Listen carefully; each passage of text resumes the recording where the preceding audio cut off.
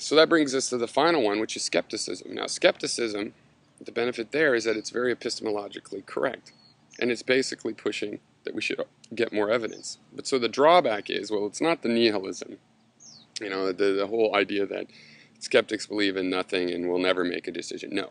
But it does slow down decision-making. Why? Because the skeptical perspective is pretty much that, you know, there's always more evidence. So there's always reason to collect more evidence. But we have these events where some action has to happen. We have to make a decision. Now, skepticism, and the reason I'm willing to call myself a skeptic, is it sort of contains its own exception. One of its strengths is it contains its own exception, especially puritanistic skepticism, where, you know, it's very overt that you do assent to what appears to be the case, and you do so when you have to make decisions. You know, milestones and deadlines, urgent actions in situations where they're required.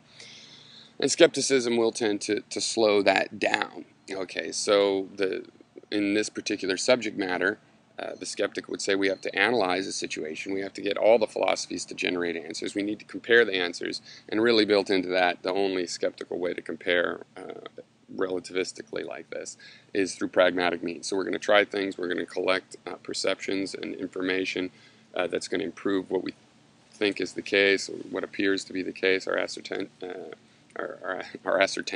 of what appears to be the case. And whereas the weaknesses, we might keep studying this problem and not do anything about it quickly enough. You know, we might take some decisive action. We might have to act unless, well, we know we'll have to act on less than full knowledge, but we might have to act on less than the knowledge we would even like to collect sometimes. Some quick actions on a rough approximation might serve better than waiting, getting a better approximation, and finding out that, oh, it's too late to actually act on. So, so there you go.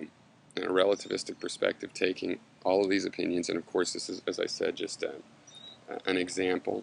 There are other philosophies that you would have in your toolkit that you'll be able to generate ideas to help inform you so that you have multiple perspectives available.